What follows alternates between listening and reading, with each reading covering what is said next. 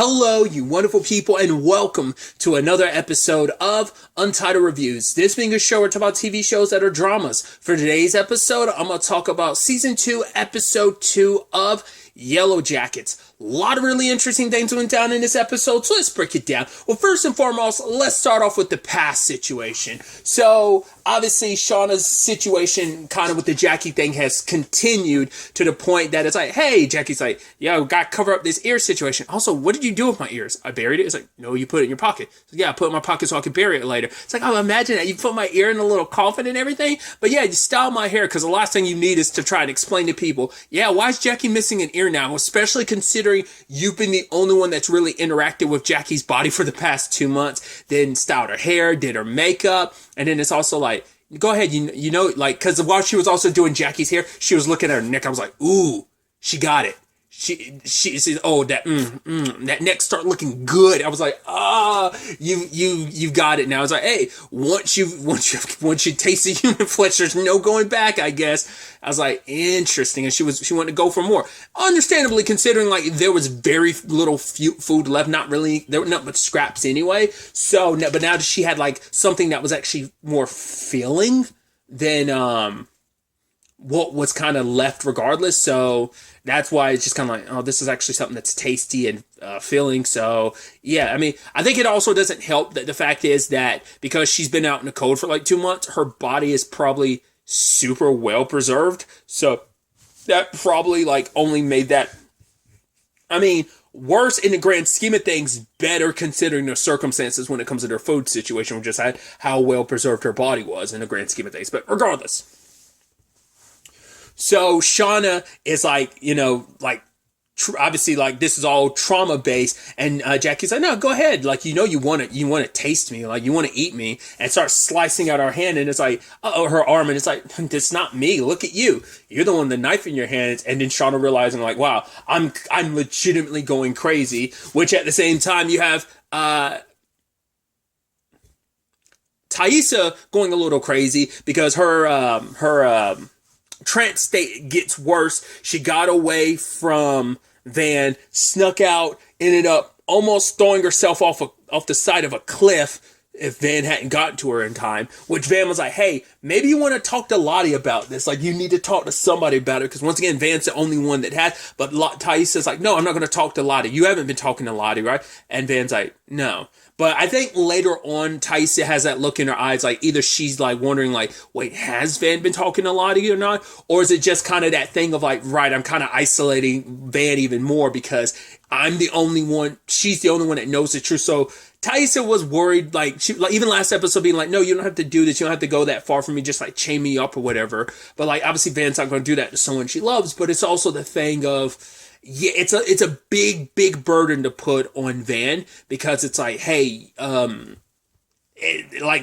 she has to spend every waking moment worried about you. Like the fact is that she has to be your bodyguard at night, that she has to be the one to also make sure to keep the secret. Like it's a lot to kind of put on just one person. So, but also because Taissa's afraid of like, yeah, if the others find out, what they'll say. I mean, she already looks at Lottie as like, Lottie's kind of like off her rocker, and the last thing I need is someone off her rocker talking about me. Like, Taissa's like, I have my issues, but I'm not as bad as Lottie. And eventually, like, oh, I'm not as bad as Shauna.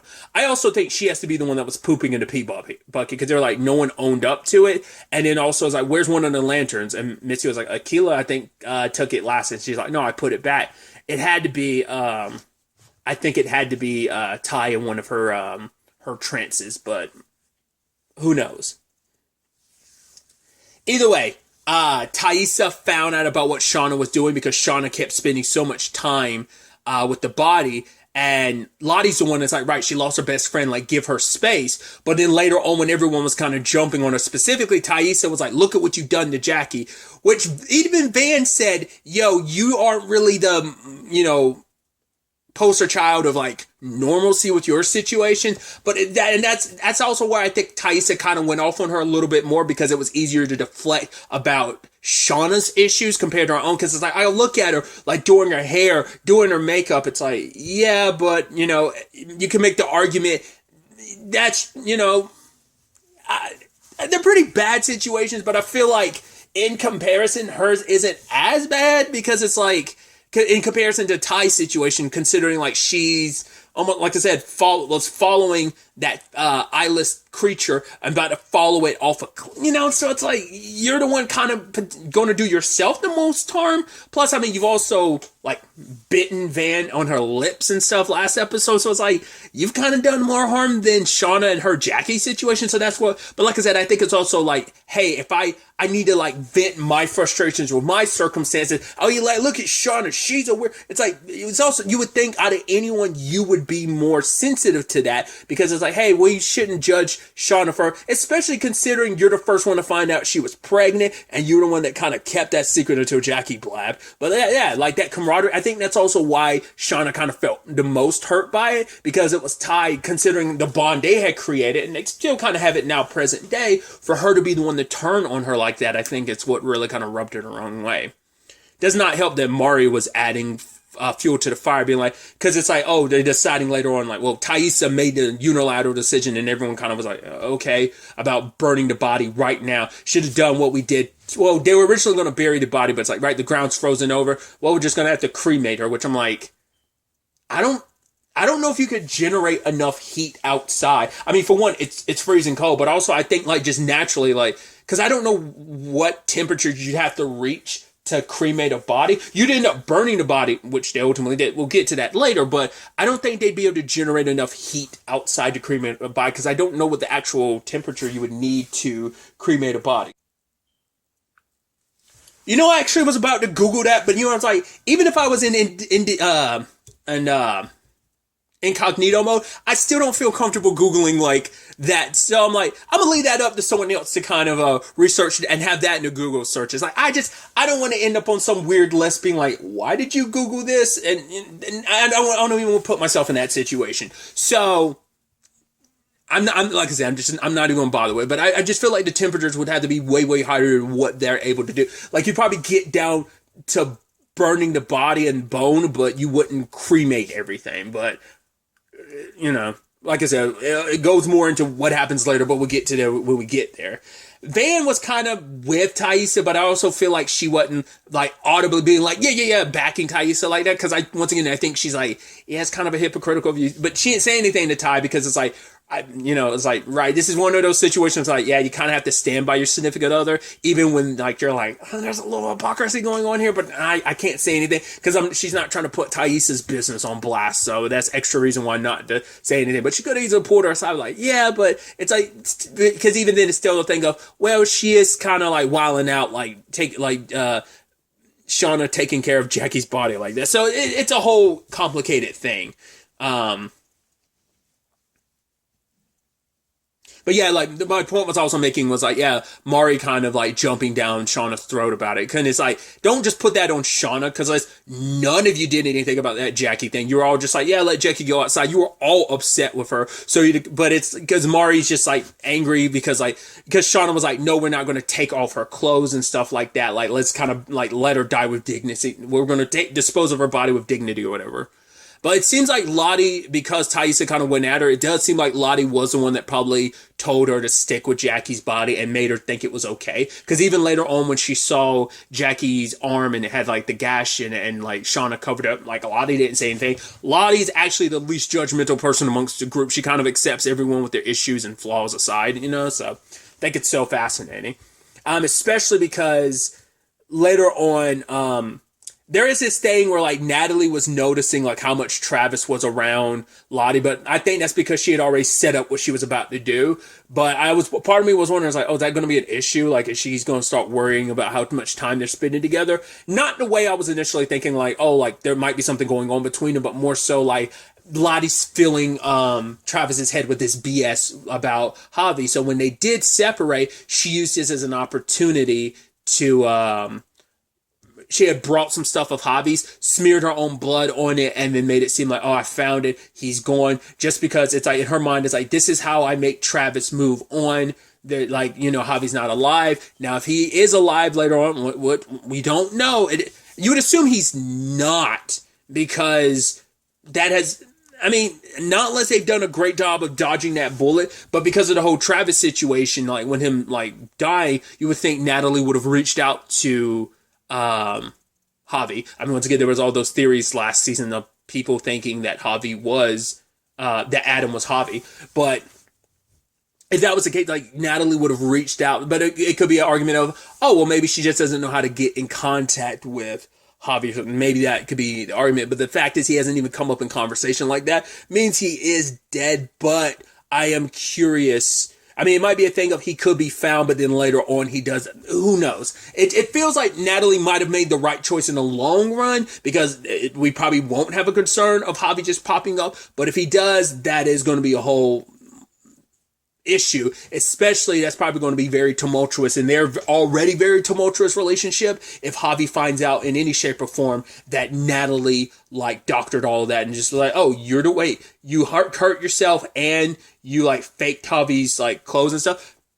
I was kind of worried about it when they were like making out and it seems like they're about to have sex. I was like, probably don't want to take your pants off, because that's probably something you won't want to explain. But I think she probably kept like one pant leg on. That, or she either, because she also tied the wound with part of the shirt too. So she probably like either, because it seemed like she pulled her pants down, but it almost seemed like she kind of pulled the pant leg back up. So maybe like her pants were like half off. Like the other leg was off, but it was just that one leg covered. Or she also pulled off that piece of cloth too. I don't know, but I still feel like that's enough to kind of eventually make Travis go, wait, what's this? Wait, what? What's going? Wait, you faked this? You know, so that could be an issue. Especially when Lottie being like, no, I could feel it. I was so certain that Javi was still alive. I know he's still alive because I can feel it. So it wasn't just Shauna having to say goodbye to Jackie. It was also Travis having to say goodbye to Javi. Which also is interesting where, like, Natalie and Travis are having sex and he's seeing Lottie because she's had such an impact on him. I didn't talk about it because I forgot to talk about it last episode, but when she kind of did the whole calming him down thing, he noticed and she noticed that he got a boner from the whole thing. And so now he's, like, super into it while he's having sex with Natalie. He's turning and looking and kind of visualizing Lottie. And you're like, I guess she's kind of got her spell on him, because it's like they keep saying like kind of that witch thing about Lottie, and it's like, yeah, it kind of seems kind of true in this moment.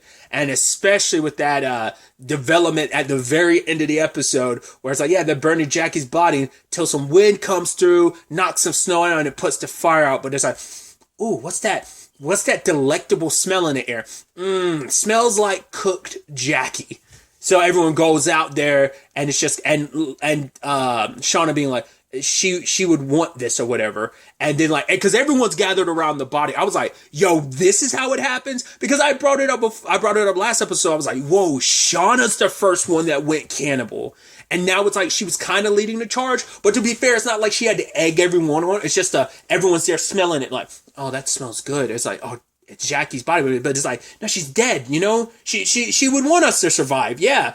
And especially, I love the juxtaposition between like how it's visualized. I don't know if that's supposed to be how, like, just an artistic representation of it, or is that just how everyone else visualized it just to make it easier to be like, we're not devouring someone we knew. We all kind of had a complicated love-hate relationship with Jackie, but this is still someone we're eating. So, and they're tearing into it. Like, and I love how they shot it too, where it's like, I'd be so curious to see what what the full cut of that scene, specifically when they're eating Jackie, like, did they really only like film bits at a time? They probably filmed the whole sequence of them eating it like that, tearing into it. But when they edited it, it was meant to be spliced together like that. I doubt they probably filmed it like that scene as a whole by itself, and then the other scene as a whole by itself, and then during the editing process, sliced it all together. But they spend a lot of time like when they're like sitting at the table like it's some like Greek dinner or whatever, and then like they're like chowing down into it and cut back to the smallest bits of them like ripping into it. You're like, yo, going at it like ravenous animals. Understandably, they're starving and it smells delicious. What I was surprised by, because Ben came out too because he smelled it, but I was like, wait, Ben went back inside. I was like, wait, are you gonna really not go through it?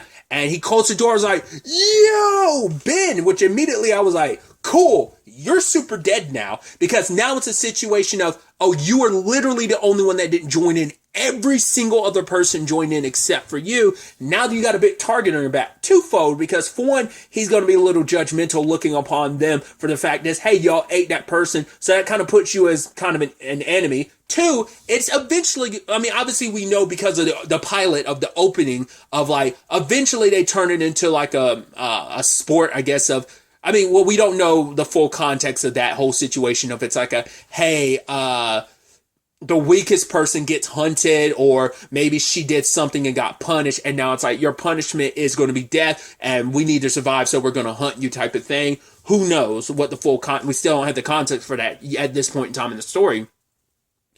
But my other thing was thinking like, keeping along that point was, well, Ben, it's like, you know, what is everyone's role in the group? Ben, what is your role? It's like, yeah, you're the adult here, but what do you really contribute to the group? We don't really need you. And the fact of the matter is you're actually a kind of a hindrance because of your legs. So it's not like you're really, really helping. Like everyone has their role. It's like, hey, Shauna was the one carving stuff up. Nat and Javi were the ones, Nat and Travis were the ones hunting. So like everyone's got their part, and it's going to probably eventually break down to that of like, right, who's more useful type of thing? Who do we need to keep around? There's that. But then eventually it might turn into a little bit of a sports, Hunger Games type of situation. Once again, I don't know what the full context of that opening sequence of the first episode, like the context of what makes them decide to pick who. Like I said, whether it's punishment, whether it's just kind of like you are the weakest link, goodbye. But yeah, it just doesn't put Ben in the most favorable position right now. So yeah, I'd be watching my back if I was him. So we'll see how that all turns out. But that's everything with the past stuff. Present day, we catch up with Natalie and Lottie,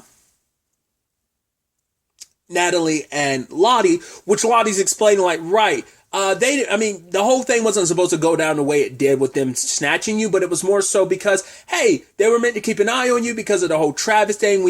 I knew that, hey, last time I heard you were like coming out of rehab for the 5th time. So I knew that, also, it was interesting because Natalie was like, oh, yeah, because I heard you were in a loony bin. I was like, I wonder if she referencing, like, well, we don't know how many times Lottie's been in and out of a mental facility over the past 25 years. So, because part of me wonders, is that Natalie referencing her from, like, all those years ago, like, after they were found and returned to society? Like, is that the last time Lottie was locked up like that? If so, I mean, that kind of plays into probably Natalie and the others probably haven't heard from her in all those years. Maybe, who knows? But she's kept up enough to, because I don't know how many times Natalie's been in a rehab. Like, it feels like that was kind of like when she got out of rehab at the beginning of the season 1. That seemed like I could have sworn that was the 5th time, but maybe it wasn't. So maybe they have seen each other more so over the years, and we just don't have the full context for it. Either way. Obviously, Lottie said, like, yeah, my people were watching you because we were worried about you. And it's like, yeah, they had to jump in when you literally had a gun in your mouth. So it's like, yeah, thank you for, stepping in and saving. And it's like, right, oh, you and your coat. It's like, no, I don't have a coat. It's this and that, blah, blah, blah, blah. It's like, well, you could say it's not a cult, but man, does it scream like a cult. And also I love Nicole Main's character kind of like serving Lottie a drink, and Lottie being like, this isn't kind of what I wanted. I wanted something that would kind of keep me, balanced or whatever, and not increase my libido. And then Natalie's over there kind of being a dick, being like, oh, sorry about your eye or whatever, your face or whatever. It's like, you could have blinded her. It's like, don't be such a dick. It's like, and she's kind of smiling about it. I was like, you are such a dick, Natalie.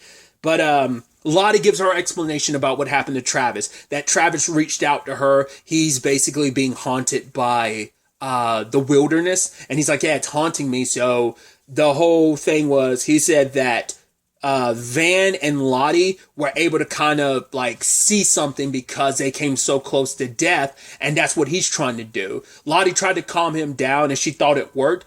And once again, that's an unreliable narrative version of that story because she's giving her take on things, which could be complete and utter BS, which I feel like they're complete and utter BS because of her response at the end. But maybe there's some truth, but other lies mixed in, who knows. But the fact is that because this was a theory I had last episode, wondering, like, could it be that Lottie's thing, like what she had, like maybe all that, well, because I was like, well, we saw, like, while after going through her treatments when she was younger, after coming back to, after being lost all that time, she did still help people. So, like, her gift or whatever it is that she had, I was wondering, did it go away and did she have to kind of fake it? Fake it till you make it type of thing. But maybe it's legit, because when she touched Travis, it did seem like it calmed him down. But that might also play into the whole, like, well, because he's relied on it before and it might kind of have a placebo effect type of thing. And Lottie's just had that calming effect on him for all those years type of thing. So that could just be, like I said, a placebo effect.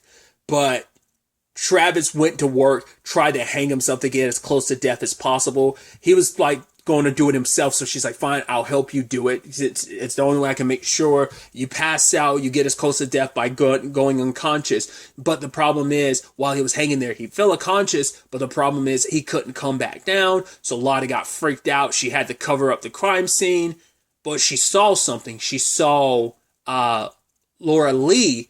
And then, like, she kind of turned into, like, this grotesque version of herself. And it's like, right, Lottie was freaking out. And at the same time that's all happening, Travis's body's getting higher and higher. Because she couldn't bring his body down because the device was messed up. But then it's like, wait, did it glitch and start going up on its own? Or is it because she was pressing the button so many times? Whatever the case may be, she's saying, like, right, it was an accident. I didn't really kill Travis. It was more so himself, But it's like, Nat doesn't believe that, and even I don't, because she kind of puts Nat in a position where Nat has to stay there an extra day, and when Nat was walking away, she had a smile on her face like, good. It's like the fly just fell into my web or something, She definitely, Lottie definitely gives off spider trapping you in her web vibes type of thing. So I feel like all of that was complete and utter horse shit, but I don't know. So it's going to be interesting to see where things kind of go on that front, to find out what that's all about.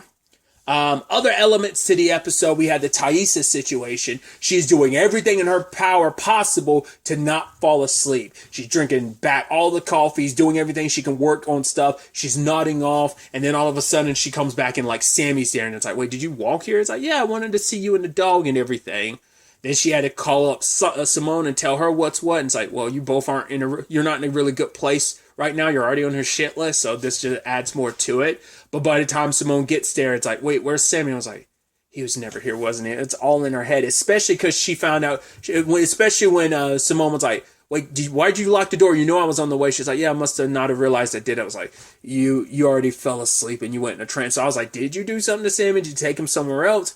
No, it's because Sammy was never there. And so on the drive there, Simone's like, okay, Taissa, we're going to have to get you help and stuff like that. But in that moment, you could see, like, Taissa kind of shift over, I think, at some point, when in that realization of, like, yeah, it was all in her head, I think the other side of herself kind of flipped over and she kind of automatically went into that trance. And yeah, kind of purposely, like, got them T-boned. And so she was speeding, and she definitely, she was looking in that direction, so she saw the car coming, but she was fine with it because it's like, no, I want something to happen to you because you're trying to take my baby from me, trying to make me seem crazy. It's Taissa's darker side being like, right, the things you're too nice or you're unwilling, like the darkness in her kind of rising, being like, no, I'm gonna do what I want. I'm not gonna let anyone dictate, that stuff for me. And maybe this ultimately will lead to some other developments in Taissa's life, because especially when you look at the juxtaposition of Simone's not super supportive, but who was? Van. Van was super supportive at that time, despite all Taissa was going through, was helping her through it. Simone kind of pushed you away while you're going through it. So I'm curious to see, first and foremost, whether Simone survived that crash or not. I'd assume she did, but that's going to make her even more terrified of Taissa. But Taissa's also in a powerful position now, so she could make Simone look like the crazy one just so she gets sole custody of Sammy.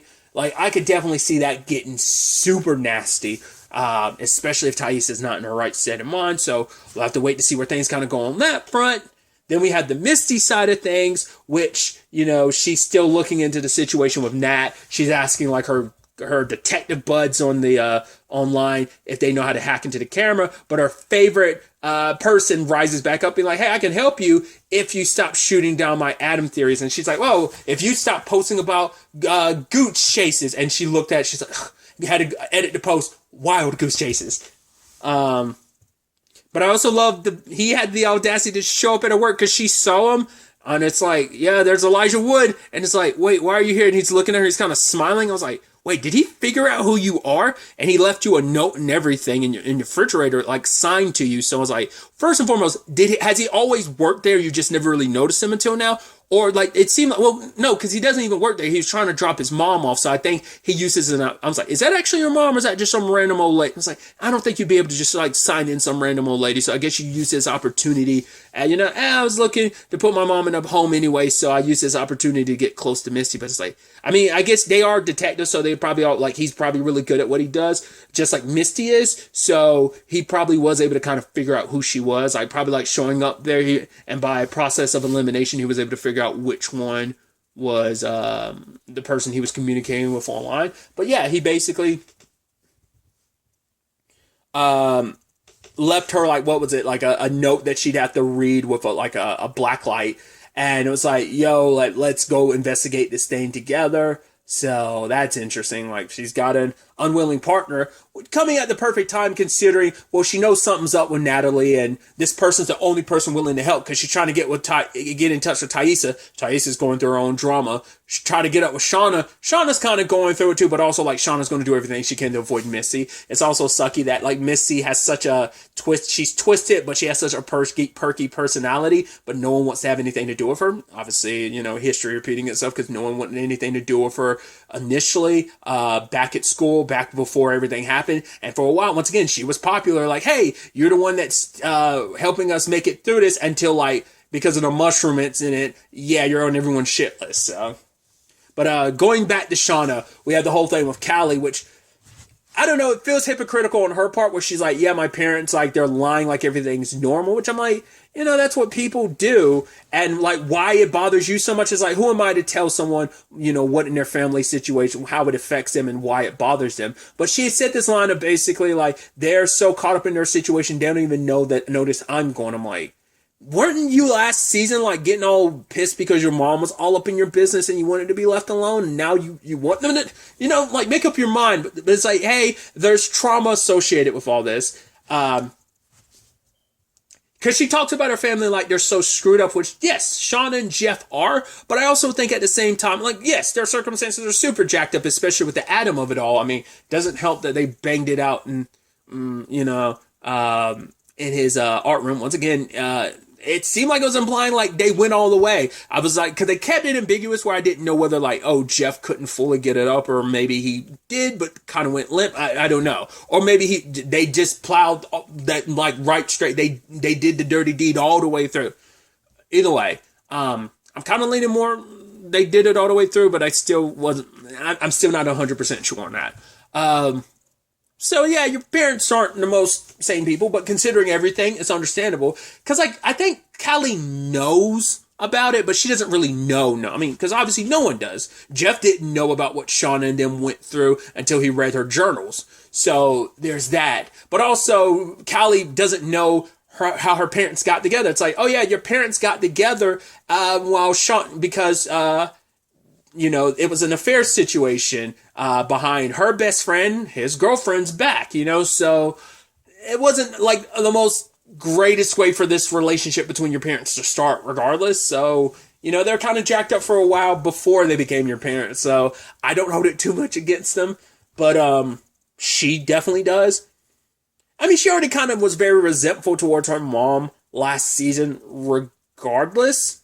So she's got beef with both of her parents, but I mean, I think it's easier for her to take it all out on Shauna. She ends up breaking up with her boyfriend, kind of lashing out at him and stuff. He's like, oh yeah, my mom wanted to know. And she's like, if we wanted anything. And she's like, no, so-and-so, we don't want anything. And then just Kyle, and it was just like, and like broke up with him.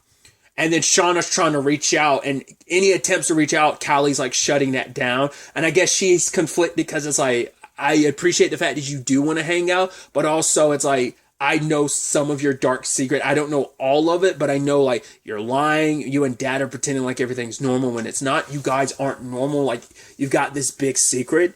Doesn't help. No, Kai. Yeah. Her boyfriend is Kyle. Cause I was about to say, no, am I confusing that with the detective later on? Because I couldn't remember his name until until I remembered. I was like, it's Kevin, right? The Natalie's friend who's the cop. It's Kevin. He came to see Shauna, and Shauna was like, "Oh yeah, Adam. I knew him because of we had an accident." It's like, "Oh, did you guys talk to him?" Not really. It's like, "Yeah, but we have some text messages." She's like, "Yeah, he was avoiding me, so I had to be very adamant about like, hey, need that information so we can get this car situation figured out." But when that came up, I was like, wait, can't they read your text messages? Like, I'm sure they can see the timestamps and stuff of when like stuff was sent and received, but I'm like, can't they also read the context? Like, shouldn't you have been like, I mean, I get why you also don't want to like tell the truth about, hey, you were having an affair, because just like the theory that Elijah Wood's character posited last episode that Misty tried to shut down by downvoting it. It's like, yes, the lady friend does seem like the suspicious person, because it's like, hey, you were having an affair and maybe he wanted more and you didn't, like that. You know, it's an age-old tale that it's like, right, you don't want to give more ammunition to the cops by telling them you were having an affair. That opens up a whole can of worms, making you the likely suspect. And, you know, it's like, right, if we have any more questions, Sean was like, more questions? Should I get a lawyer? And Kevin's like, why would you need a lawyer? It's like, you know, and she's like, right, I don't know if I've watched so many cop shows. I also love that Callie bailed her out of that by being like,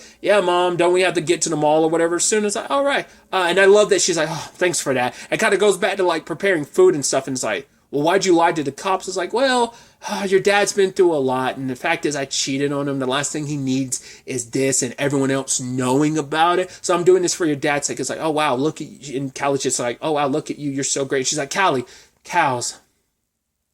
Go out the back door just in case he's still out front. And it goes back to cooking. It was like, the fact is Shauna's kind of in her own world right now, so she's not too caught up in like what Callie wants, or doesn't even know that Callie found part of Adam's license and stuff. But still, it's like, ugh, interesting. I just love her nonchalant, just, yeah, go out back, because in case he's still out front. And it's just like, yeah, not like now I'm going to sit here and explain, like, I think it's just, she's not too worried. I think it's, once again, she has too much to worry about, but also like how nonchalant she is. Like she's not that worried about it. So I guess it's also like even they don't have anything enough, because if they had anything directly, Kevin wouldn't be here questioning me like that. They would have already arrested me if they actually had anything. So to be fair, Misty did also prepare her for the questioning process. So it did come in handy, but Kevin wasn't willing to let that go. Then later on, I don't know if that's just directly straight up his partner, just another cop in the precinct named, was it Matt, ends up questioning Callie. Well, Callie went up to him because she's like acting out, and ended up like chatting up with this guy, and he knew exactly the right things to say to kind of push her buttons to kind of make her be like, yeah, my parents are kind of going through the same, because he's like, yeah, my mom and dad are kind of splitting up and I'm helping my mom out with that situation. She's like, yeah, I'm kind of going through the same thing.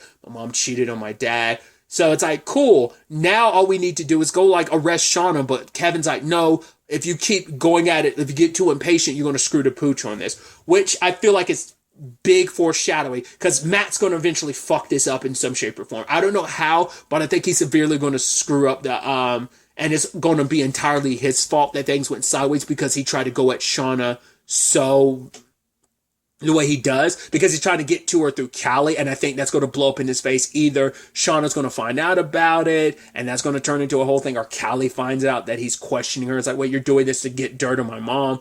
Maybe she does something and Shauna and Jeff have to help her cover. Like, that'd be the interesting thing if, like, she accidentally does something. It's like, crap, my mom and dad have to help me cover this up. So it becomes a whole family affair of us doing terrible things and having to cover it up. So we'll see whether or not that ends up being the case or not. I'm so excited and so interested to find out where all of this ends up taking us going forward into the next episode. But really, that's all I wanted to talk about. Till the next time we meet, be happy, be safe, live life to the fullest, and enjoy it. Good day, and good